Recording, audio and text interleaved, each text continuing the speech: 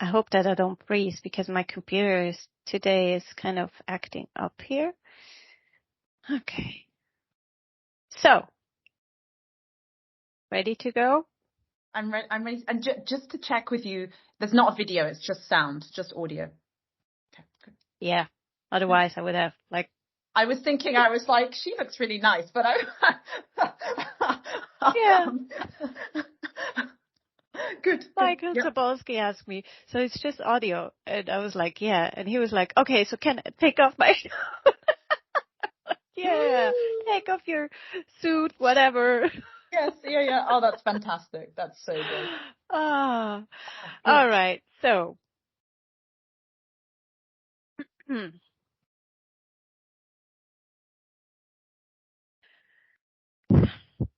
welcome to the Supplier Diversity and Inclusion mini podcast series by Fips Consulting.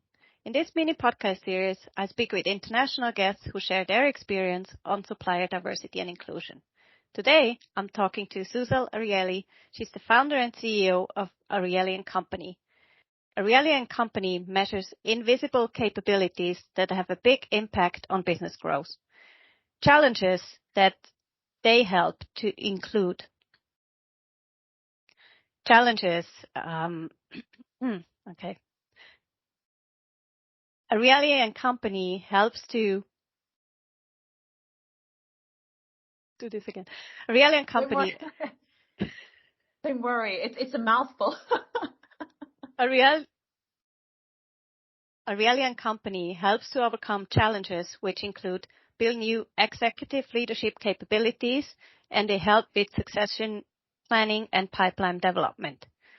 Arieli & Company works with many Fortune 500 clients. Thank you so much, Suzel, for being my guest today. So can you share with us, where are you calling from today?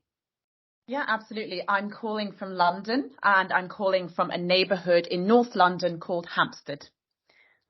Very good. I hope your weather is as sunny as it is today in Zurich. So yes, sending you some sun over there. Yes, but it's a beautiful day in London. Very good. So let's go and talk about your business. Can you share with us when and why did you start your business? I started my business in 2014, and I started it because I saw a gap in the market for providing astute career management advice to senior leaders. And in particular, I saw a gap where sometimes leaders didn't have the right advice in the right moment, or they didn't have the right capabilities in the right moment to drive business growth and to take their career to the heights that they wanted to achieve. And so that's why I started the business as a career management company. And of course, over time, we've evolved.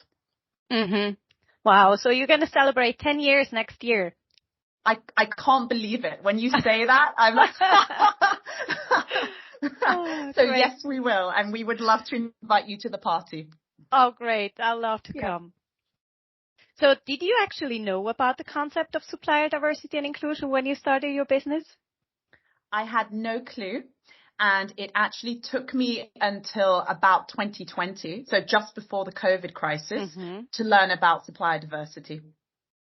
Wow, yeah. So that's a long time where you weren't aware. Do you remember how you got introduced to supplier diversity and inclusion? In all honesty, I don't. You know, I remember where I was when I first learned more about it. I was on the South Bank in London at an event at which there was NMSDC, WEConnect International / WeBank, and NGLCC. And I remember listening to it, learning about it, and thinking, wow, I wish I knew about this earlier. Wow.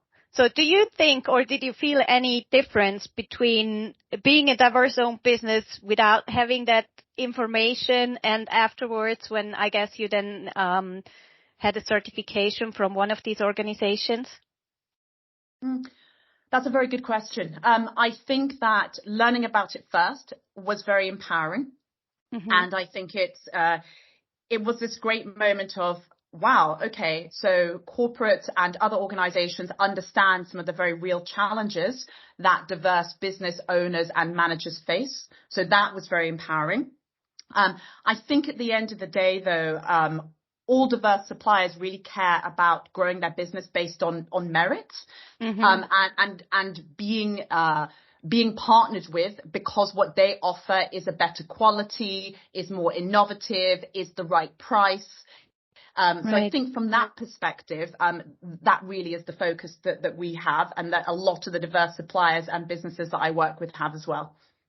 Right. So do you have any examples, or did it have a negative or particularly positive impact on being recognized as diverse-owned business? I wish I could give you a simple answer to that. I can't. But what I can say is I can say two things. One of them is it's had a very positive impact for us, because you meet some really fantastic stakeholders running amazing programs at their organization. So just to give you an example, Helena Hutton, Stacey Webb Cooper at Cummins run an amazing global supplier diversity program. And when you find individuals like that who are passionate about what they do, passionate about including diverse suppliers in the global value chain, then you really have advocates for your growth as a business that I think it can completely transform how your business grows. So that's part one of my answer. There's been a really positive impact from finding advocates like that, and from working together with them to advance diverse suppliers in the global supply chain. The other side is that, unfortunately, sometimes when you have the certification, procurement or other individuals within a company, an organization, a buyer organization, can look at you and say, well, am I only considering you because you're a diverse supplier? Right. And I think sometimes that can have a negative impact. And sometimes people think that you think you're entitled to business without earning it. And that's not the case.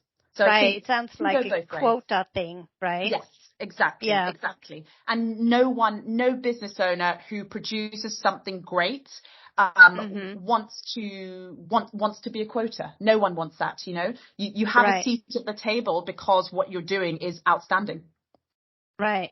But I think, on the other hand, then from corporates is also mainly the goal is about inclusion and not about giving away business just to a diverse-owned business just because they're diverse-owned, right? It's just about inclusion in opportunities, and then you are on the same level as everyone else, right? So you have to showcase what your capabilities are.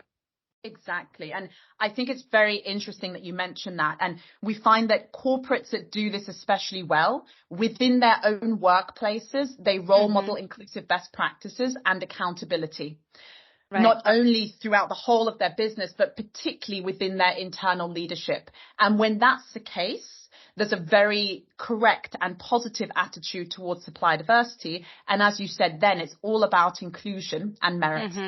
Yeah. Very good. And so you mentioned Cummins. Is there any specific success story that you want to share that you actually had as a business owner? Yeah, absolutely. So we partner very actively with Cummins. A couple of years ago, we ran a program with them called Backstage Pass. And it was designed for diverse supply businesses to scale, to grow, to be able to provide not only directly to Cummins, but to provide tier one vendors who work then with Cummins. That was a success story for us on two fronts. Number one, because we partnered with Cummins to deliver the program, so it was a win for our business. And number two, because the businesses that we partnered with all grew as well as a result of the program.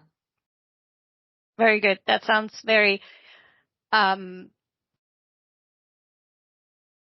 very good. That sounds, yeah, it sounds. It sounds. I think, I'll add to my answer. I think what what I find particularly engaging about that piece of work we did and what was so impactful about it is the high attention that's given to data, to really measuring the impact, to tracking the impact, and using that data to inform really good decision making about where to make investments to drive more inclusion of diverse suppliers. Because the critical thing really is, when organizations spend on inclusion and things like that, are they getting return on their investment? And that return on investment can be growth for diverse suppliers. It can be increasing the overall size of the pie between the corporation and also the diverse tier one supplier to that organization.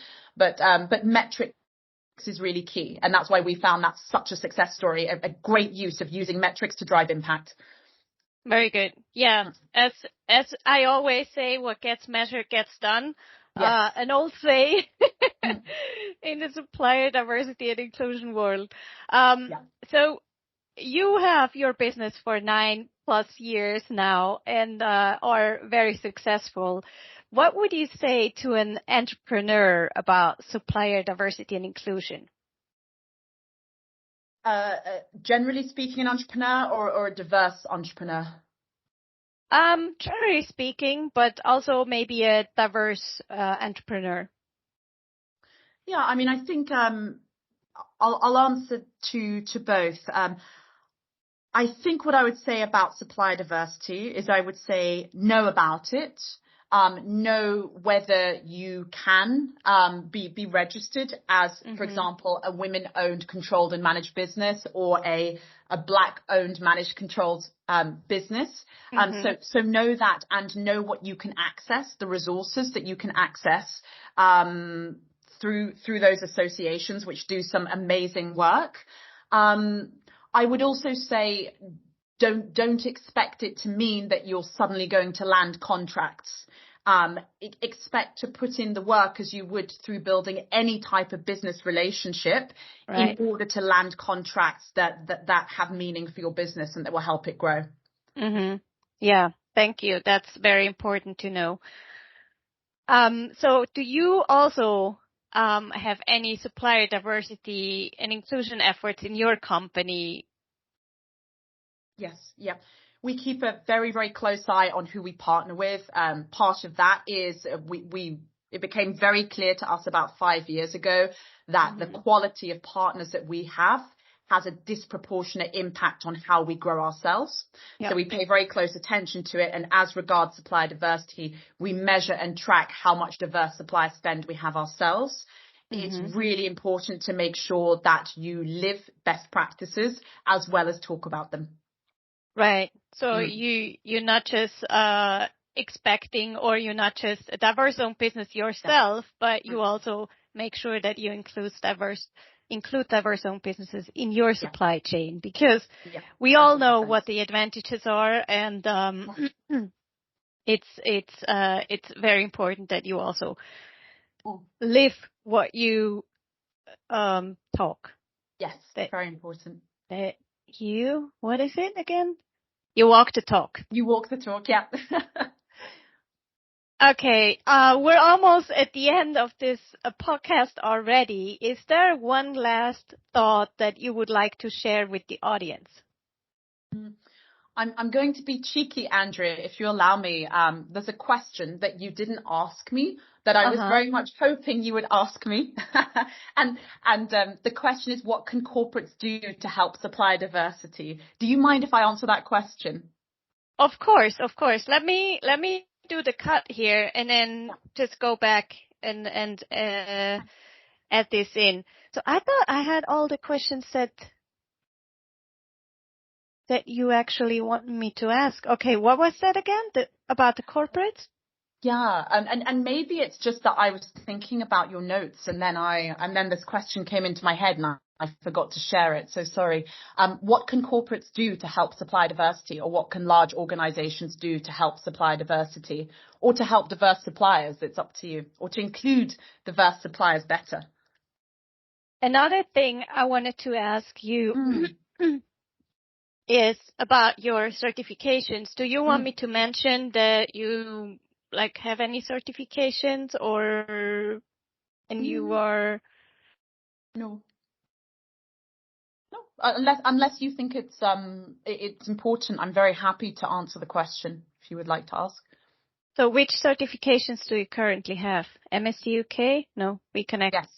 Both. Yes. We have MSD UK, we have WeConnect International, and we're in the process of signing up for NGLCC and the European equivalent. Okay. So we are actually incorporated in America, and looking to make sure that we are certified also by NMSDC and by WeBank.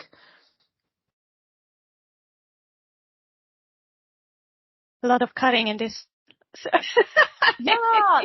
Do you want to go back and ask a question and I'll just go through so that it's easier? Yeah. So, Suzel, can you tell me, what do you think can corporates do to support supplier diversity and inclusion? I think that's a great question, and I'm really happy you asked me that question. So there are three main challenges that impact diverse business. One of them is lack of access to financial capital. One is lack of access to social capital. And the third one is you are perceived to be higher risk. So what can corporates do to help supplier diversity? So on the lack of access to financial capital, they can provide better payment terms and help with financing solutions for CapEx. On the lack of access to social capital, they can provide their diverse suppliers with internal champions who will help them grow within your own organization, but also within the industry as a whole. And thirdly, on the perception to be high risk, what can corporates do to help supplier diversity and inclusion? They can role model inclusive best practices and accountability throughout their internal leadership. And those three things, if corporates do those things, it will really help shift the needle on inclusion of diverse suppliers in the global value chain. Thank you so much. And I think it's so important. It's not just always about spend, right? What you mentioned, also the champions, mentoring. It's so, it gives so much. It's so much more helpful to diverse business owners to have a connection with somebody in the corporate world who can help them on any questions, right? Yeah, 110%. And it's interesting you asked me that question. So I met with a diverse leader today, and that diverse leader is backed by a private equity company in London who we've partnered with. And, you know, I was reflecting on the upcoming podcast with you, Andrea, and I was thinking, when you receive funding from a private equity house, and we all know that the figures for receiving funding from anywhere for diverse suppliers is really, really bad. It's really, really bad. But when you do receive funding from them, you get access to a huge network of experts and expertise that helps you grow.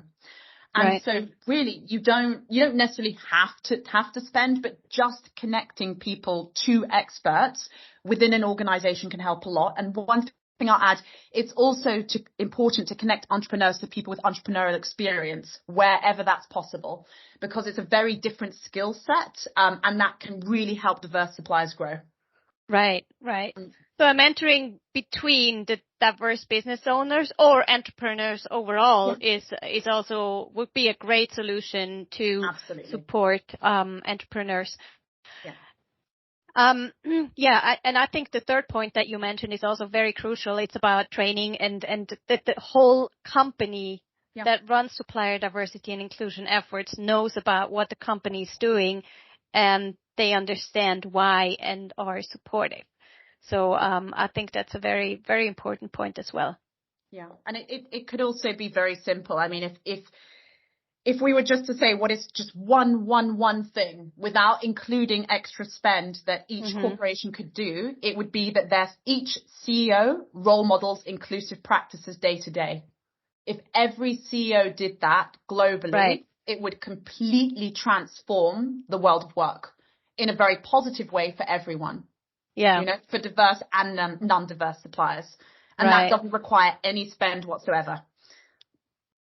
So true. And I think we all also know that if the top management, if the top leaders are living diversity and inclusion, that it's easier to break it down to all employees than if one champion, which is trying to get diversity and inclusion implemented throughout the company, it's much harder.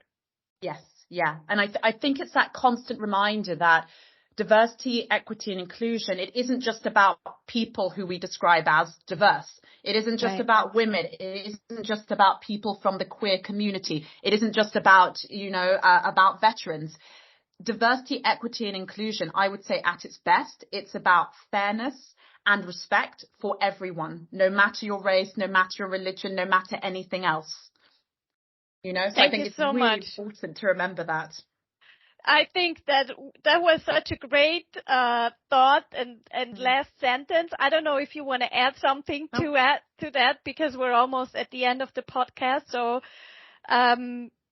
thank you so much, Suzel, for taking the time and sharing all your very important insights as a diverse business owner.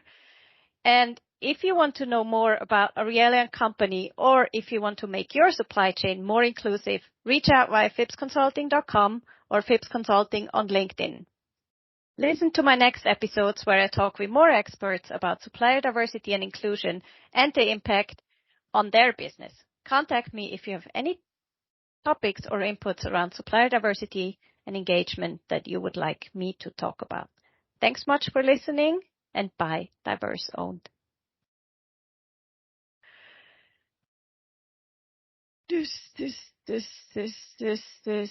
Stop recording.